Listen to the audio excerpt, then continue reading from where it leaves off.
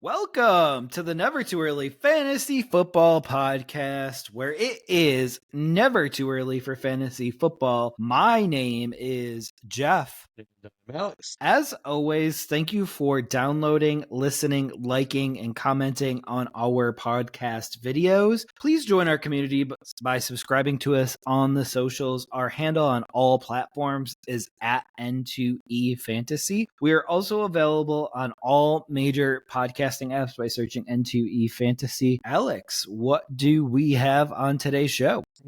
This episode of the Never Too Early Fantasy Football Podcast, we are previewing Week 15 of the NFL 2024 season.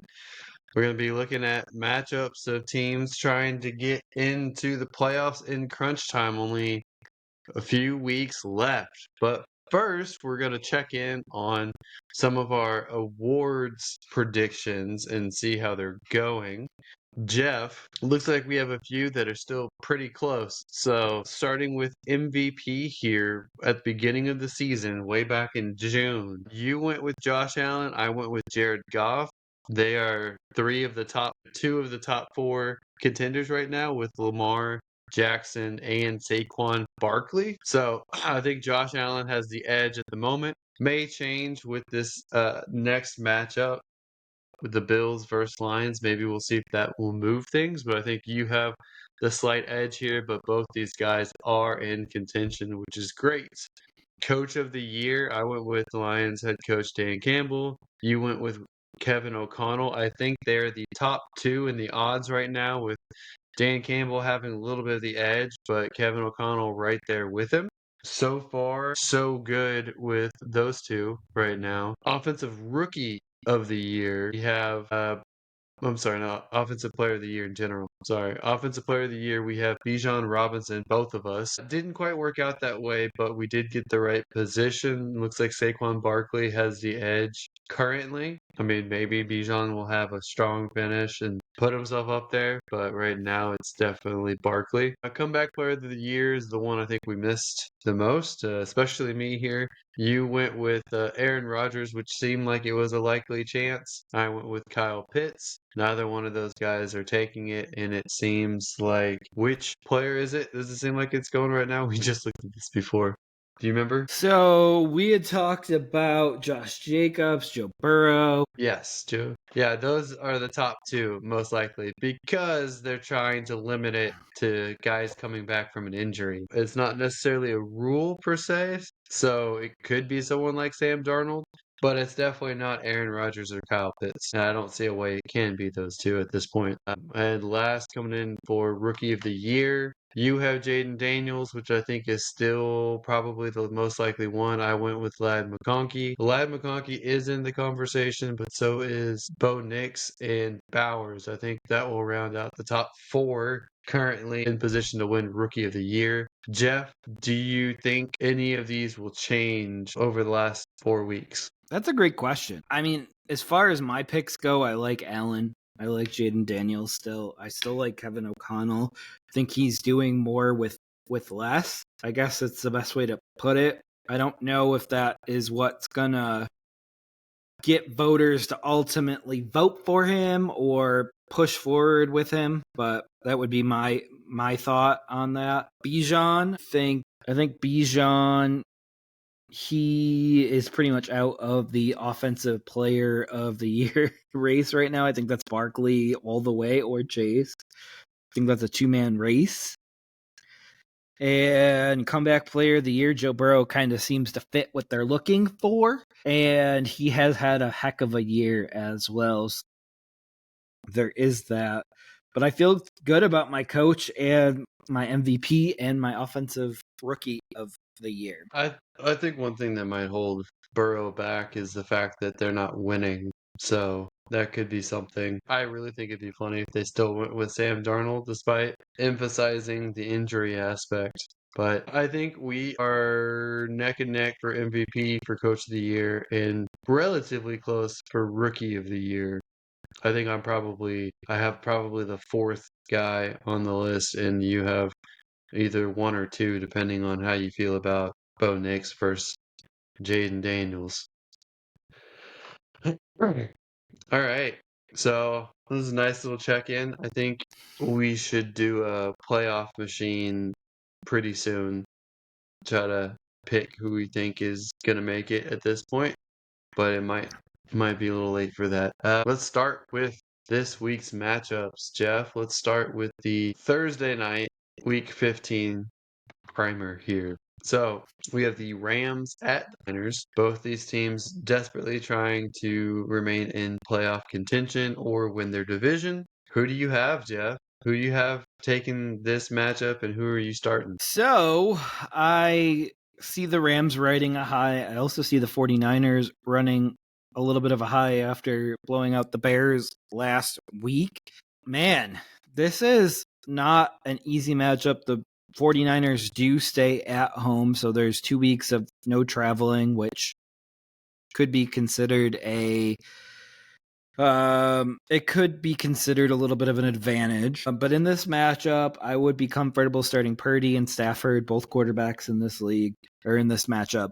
I would be comfortable starting a 49ers back. I have no idea who is going to be playing for them because Guerrero is questionable for this matchup. But if you could figure out which 49ers back to start in this matchup, I think they're going to be productive. And as far as the Rams go, Kyren Williams is a no-brainer. Cup, Puka are no-brainers. George Kittle and Juwan Jennings are no-brainers. I'm probably not starting Debo for the rest of the year, but I can understand why people would want to. But in this matchup on a short week, give me the 49ers. I agree with everything except for who's going to win this game. I think the Rams are going to win this game. The Rams are the hotter team. They're less banged up. It's 14 injuries versus 24. Rams should win this game, so I'm going to take them. We will see, but we have learned that a team that performs really well the week before typically has a little bit of a downer the week after. So hopefully that's not the case here, but I picked the 49ers only because they're not traveling. It hurt me because I really wanted to pick the Rams in this matchup. Yeah, I think the home team with short rest. I don't think Kyren can handle more than 12 carries in this game because he handled like 28 4 days ago. So this could be a Blake That's why I Corum have game. Blake Corum. This could be a Corum game. That's an alert for all y'all out there. But you can start Kyren Williams, but do it with caution because the high carries last week. We have learned through the season that if you have high carries on the Sunday before a Thursday game, that they'll typically give your backup more run. And then everyone will be in panic on Monday after the week and be like, oh my gosh, they're done with Kyren Williams. No, they're just trying to get him a little bit of rest after a short week. All right, so we already have one difference coming out of this, and I love that there's 16 games on the slate because that means that Red Zone is going to be on fire this week, and the first matchup for 1 o'clock Red Zone is the Ravens at the Giants. Alex, who you starting, who you sitting, and who you taking? I'm starting all of the Ravens skill position players, so Lamar Jackson, Derrick Henry, Mark Andrews, Flowers. Not there yet with Deontay, though. We'll see how Deontay shakes out. Probably not really starting anyone for the Giants. You might feel obligated to start Neighbors. You might feel obligated to start Tracy. That's about it. Wouldn't start a quarterback. Wouldn't start Singletary. Wouldn't start another wide receiver or tight end for the Giants. I'm definitely taking the Ravens in a no-brainer over the Giants. Let's go. Yeah, give me Baltimore in this matchup as well. And I think you do have to start Neighbors and probably Tracy in this matchup, just considering how many running backs are, like, how many teams are running back questionable at this point. Even Kamara, we added to that list earlier. Guerrero and any running back on the 49ers, running back questionable right now. And then if you add in like Vidal, like running back. So I think you almost have to start Tracy in RB2 or a flex spot in this matchup. But maybe you have a better option, but that's just my thought and opinion on that. Oh, great. We got the Bengals at Titans. So the Bengals, Zach Taylor gets the face off against his former offensive coordinator, Callahan, running the Titans. Both these teams are not doing well. Jeff, who are you picking at this point? So I think the Bengals still think that they have a shot at the playoffs. So I'm going to take the Bengals in this matchup. It's not relatively that hard for me. I think they have more offensive firepower. So in that case, you could start up Burrow, Chase, Higgins, Chase Brown. Gesicki is probably a tight end too. I think you could find 12 tight ends better than Gesicki right now. But for the Titans, I'm starting Pollard, and I would consider Ridley in my flex, and that's about it. So give me the Bengals in this matchup. I concur. And I'm basically starting all of the Bengals skill position players, minus Gesicki, who's now relegated to a backup tight end at best, with everyone back from bye. But give me the Bengals in this one too. The Titans have been terrible the last 5 weeks and their whole season. All right, one difference and two the same. You have been really better than me on Thursday night, so got me questioning my Thursday night pick, even though I beat you 2-1 on our differences last week. Got me questioning about the Thursday night one because you normally get the Thursday night one correct. But we have the Cowboys at the Panthers next. I'm going to let you break this one down and unfortunately probably pick the team that I don't want to win this matchup to win. Man, I wouldn't necessarily say Bryce Young is a start, but he is a high QB2 option this week. So if you don't have a better option, you can start him. But I would start Chuba Hubbard and Dottle and Lamb and Ferguson. Tolbert is a flex for me, or deep wide receiver. And same thing for Thielen and the wide receiver 3-4 territory.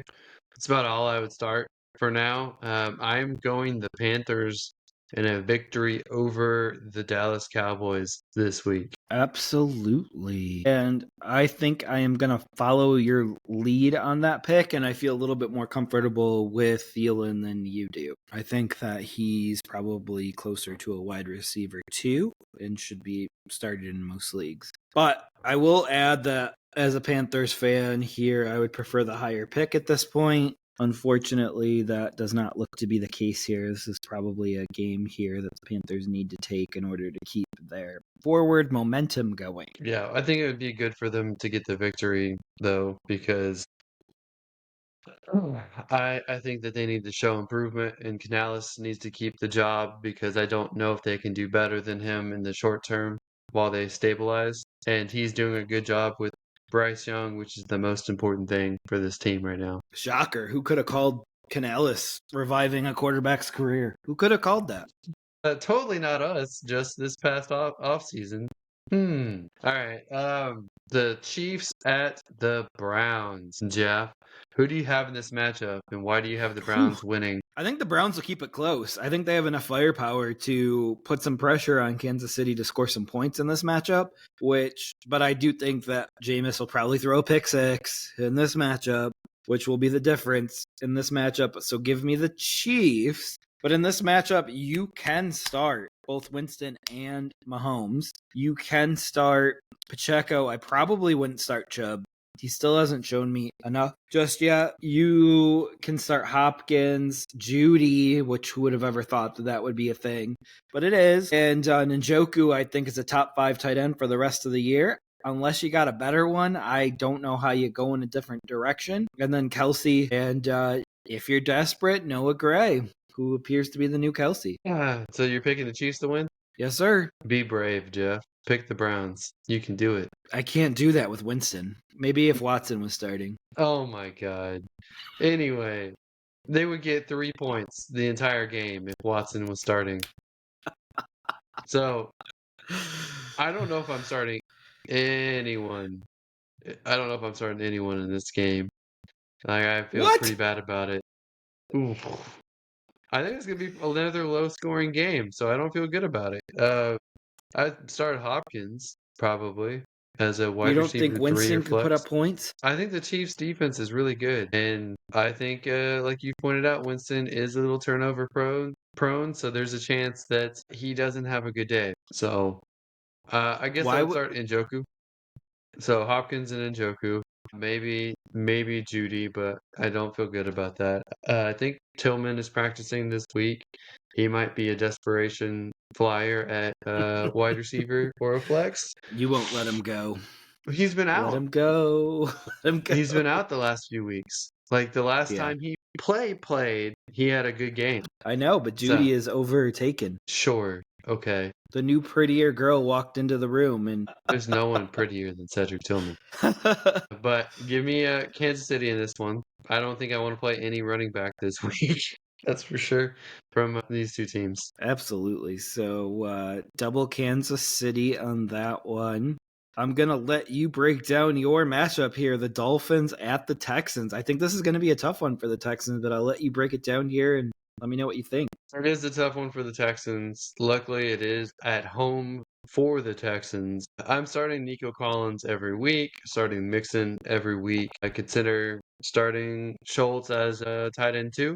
So better option, play the better option. Otherwise, he's a good option as a fallback. Tank Dell is like a wide receiver 4 at this point.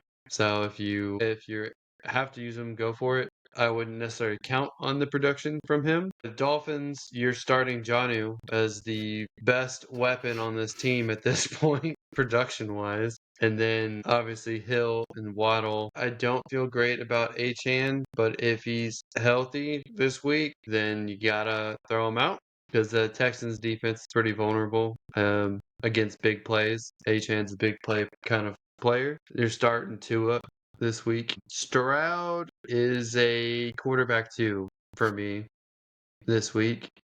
How painful was that to say? Well, I mean, the last 8 weeks he's been terrible for fantasy production, so not that hard to say. I think he will be better next year, but at this point, I don't feel good about starting him. So give me the Texans though at home. I don't trust the Dolphins to have a good game. I don't trust either team to have a good game, honestly, but I trust the Texans more. Alex, I think the Dolphins are more desperate at this exact moment, so give me the Dolphins in this matchup. I think that they have enough firepower to put the Texans in a little bit of a hole, which will ruin their run game plans. I don't think either one of these teams is the real playoff team, and I think only Houston is going to make the playoffs between the two. We will see. But I'm going to go Miami in this one on the upset alert. All right, Jeff, you got the two Jays over here. You got the Jets at the Jaguars, both of them with miserable records. Who you picking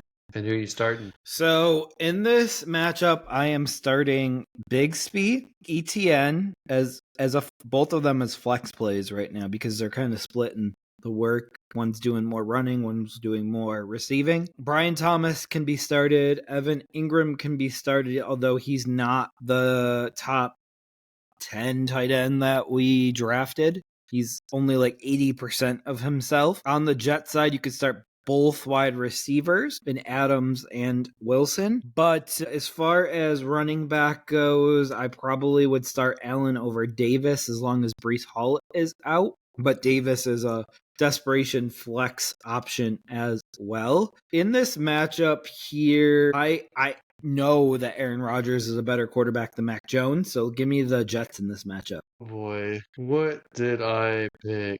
I also picked the Jets in this matchup because they do have more offensive firepower and weapons. Rodgers, if they're continuing to play him, is a better quarterback, like you said. Since they're removed from playoffs, I don't know if they will continue to risk their 40-year-old quarterback to get injured. So that's something to consider. We'll see. But Jaguars are a dumpster fire team, so I'm picking the Jets this week. All right. So we can hop over to, I believe, the last of the 1 o'clock games. So they're 7 1 o'clock games. So we're going to get full coverage on the Red Zone Network at 1 o'clock. And the 7th game is the Commanders at the Saints. Who are you starting? Who are you sitting? And who you got in this one? Just a reminder that Noah Brown looks like he was hurt and is out for probably the rest of the year. The Commanders made a corresponding move where they are bringing in KJ Osborne, who was just waived off of New England's team. So Osborne is filling the role for the Commanders. Obviously, at this point, I think the Commanders are a better team than the Saints. So give me the Commanders. Start up Jaden Daniels, Kamara, Brian Thomas Jr., Jawan Johnson, MVS. I think that's about it. Give me the and Ertz. Give me the Commanders. Absolutely. Did you say Brian Thomas Jr. or Brian Robinson Jr.? Brian Robinson Jr.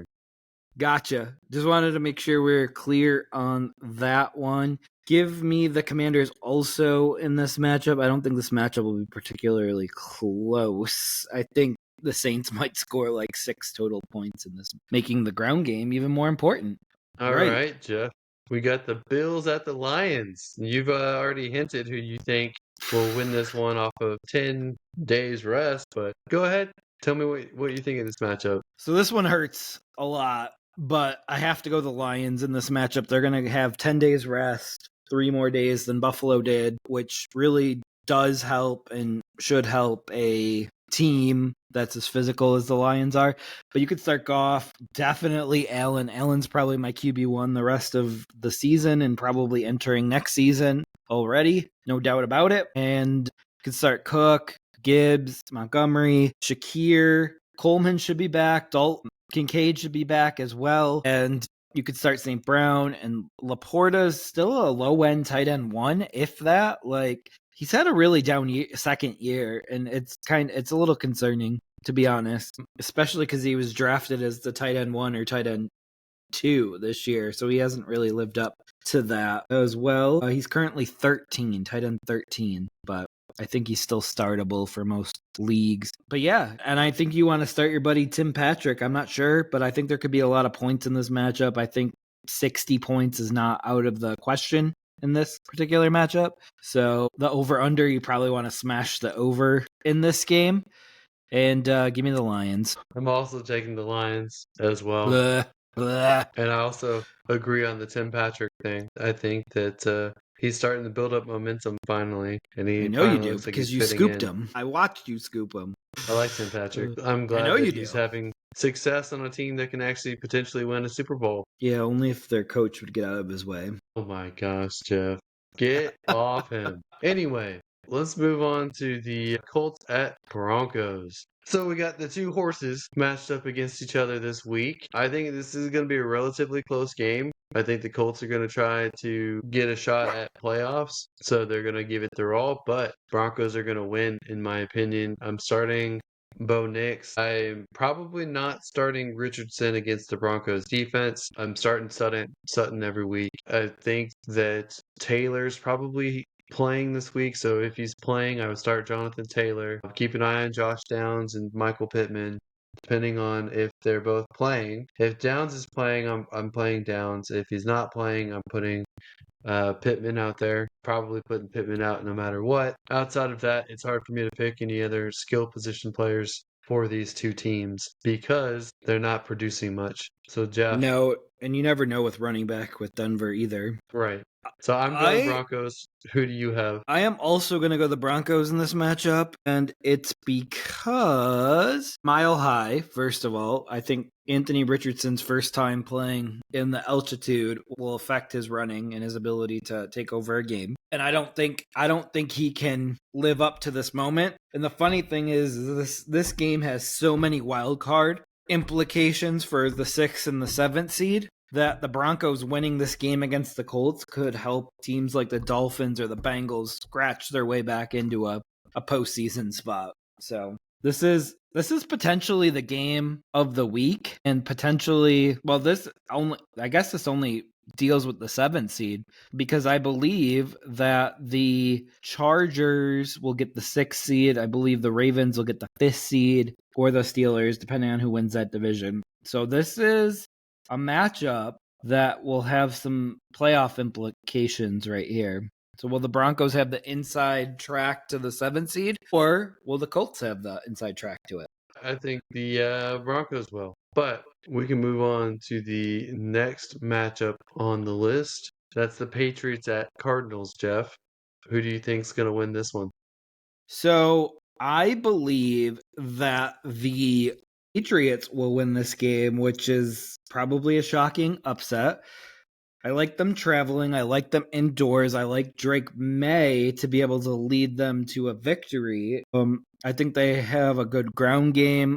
I think they have okay enough wide receivers.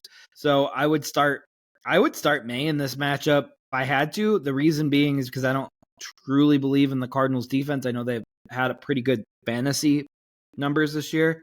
I would start Murray, of course. If I didn't have a better option, he's probably closer to 10 to 15 quarterback right now. So you might have a better option. Connor Stevenson can be started in this matchup. You could throw a dart at any Patriots wide receiver, whether it's Douglas or Beauty or Bourne, but it's really a dart throw. Same thing with their tight ends between Henry and Hooper, dart throw. Seems like they rotate games back and forth. And as far as the Cardinal side, gotta keep an eye out for Trey McBride's status. He's missing practice early in the week, so he's going to be probably marked questionable, so keep an eye on that. And Harrison as well can be started in this matchup. Anyone I missed? No, I think that's about it. I'm going the opposite direction. I'm going with Arizona. I think they have more firepower. I think they're closer to making the playoffs. They have more to play for. So give me Arizona to make this NFC West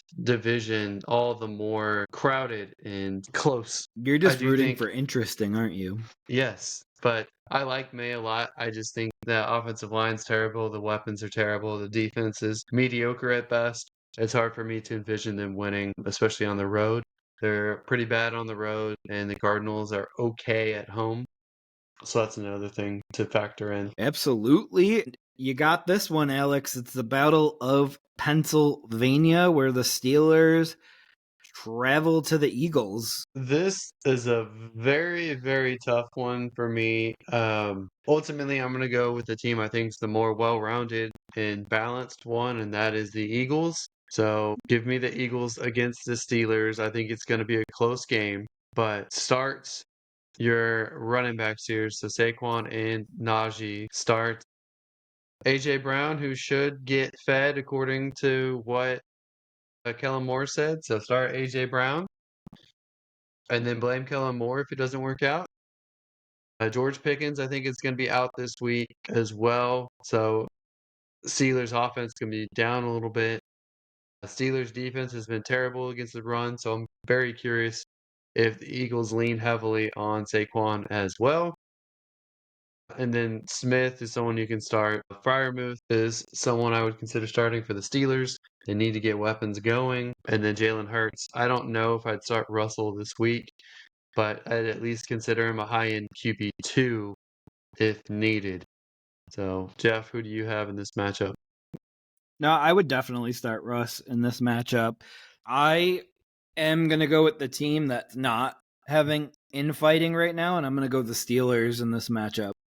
Interesting. I just think turmoil multiple times in a season is going to be detrimental to the team at some point. We have 4 differences so far. Yes, sir. Well, I will take the next matchup here, the Buccaneers at the Chargers. We have to definitely look out for status updates on Justin Herbert. Also, we didn't mention during the Bengals game, we're going to have to watch out for status updates on Joe Burrow as well. Both of them came out a little bit banged up from their primetime matchups this past week. One with the knee and one with the thigh, I believe. So just things to be on the lookout for. But if Herbert plays, you can start him. I would not touch a running back with a 10-foot pole. Ladd McConkey, if he plays, you're starting him. Quentin Johnston's probably more of a flex play, but I do believe that he is emerging from his little slump. Josh Palmer is also a flex play in consideration for it, at least.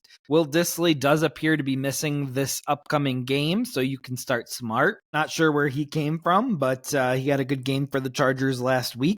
And then the Buccaneers side of the ball, you could start Baker, you can start White, because I would almost anticipate Irving finally missing a game from his injuries because he only played 1 quarter last week. But obviously, just pay attention to that. You could start Evans, and I wouldn't start McMillan or Palmer at this point because I don't trust them just yet. But in this matchup is much harder than it looks like. And I would go ahead and take the Chargers in this matchup. And it's not a very easy matchup for me to pick.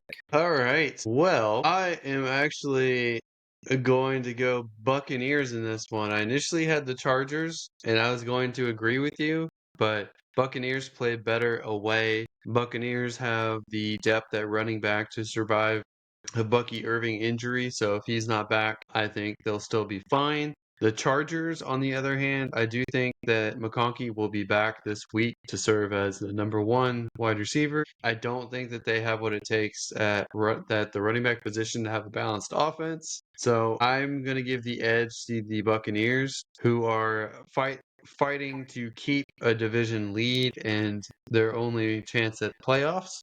So I'm going Buccaneers this week. All right. So another difference, and I can't say I fault you for taking Tampa in this particular matchup. All right, you got the next one here. It's the Packers at the Seahawks. Another good matchup. Sunday Night Football. Matchup. Yeah, another good matchup with playoff implications. So that's really cool to see. Because this is the Sunday night, and then we've got two different Monday night matchups as well. The other one's not that great compared to this one. So this is the last good one. I am going to start Jayden Reed because I think he has a bounce back week after 0 catches last week, starting Josh Jacobs at the running back position, starting Love at the quarterback position. I think Christian Watson has proven he's every week startable wide receiver. Starting Tucker Kraft as well. I think he's a tight end 1, tight end 2 edge kind of player, back and forth. Starting JSN, starting Charbonnet if Walker is out. Otherwise, I would downgrade both of them to flex plays if both running backs play. Metcalf is someone you feel like you have to start, even though it's up and down with him. Give me the Packers over the Seahawks. This gives the Rams a chance to catch up. Yeah, I'm also going to take the Packers in this matchup. I think they have 10 days rest, which is a pretty big deal, which will help Josh Jacobs be able to take the load in this matchup as well, which we know that he scored 3 touchdowns last week, which goes to show that the free agent running back is not dead yet. So Barkley, Henry, and Jacobs all producing for their new teams. So they got big money deals for. They got big money. All right. Bears at Vikings, Jeff. Who do you have in that matchup? So this is one of the easier matchups of the week for me. This is our first Monday night matchup where there's 2 Monday night football matchups this week. They're both not that good, to be very honest. Be very frank. In this matchup, we're going to see Caleb Williams get his very first primetime matchup, not starting him. Starting Swift potentially. I don't really own him anywhere because I don't really believe in him. How dare you? Right? I'm starting DJ Moore because I believe that he's been involved a lot more now that the offensive coordinator swap. He was injured last week, so that might explain some of the regression. I would start Keenan Allen as well because it seems like he's building a better rapport with Caleb Williams. And then on the Vikings side, I would go Darnold, Aaron Jones, because I believe Aaron Jones is still the number 1 running back on that team, and he'll have an 8th day of rest on that matchup. And then I would also go the receiver duo of Jefferson and Addison. Hawkinson's probably closer to a borderline TE1-2, but give me the Vikings in this matchup. I'm also going the Vikings in this matchup. I can't really foresee the Bears being that competitive based off of what they just did last week. And I don't know if it really helps them to be that competitive at this point either. How boring, Alex. I thought you were going to snag another difference for me there. But maybe you'll get one here. The Falcons, one of your favorite teams that you thought was going to have an improvement year this year, the Raiders. Alex, are you going to have it in you to take the Raiders in prime time?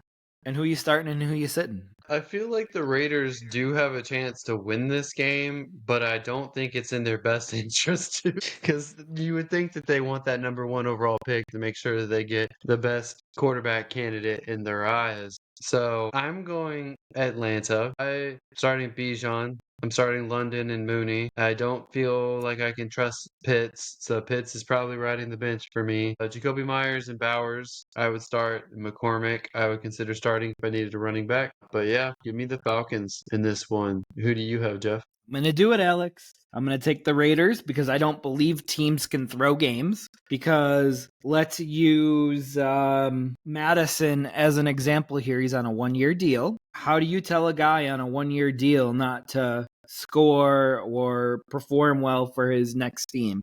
Can't do it. I don't think Pierce is back. How do you tell him to throw a game when his whole coaching career might just blow up after this year? I think there's way too many egos and things going on to potentially have them tank for a better pick, which Madison and Pierce won't care about that better pick for next year. Well, if Atlanta loses, I think they should fire Raheem Morris because they absolutely should have won this division. I don't think they should have hired him.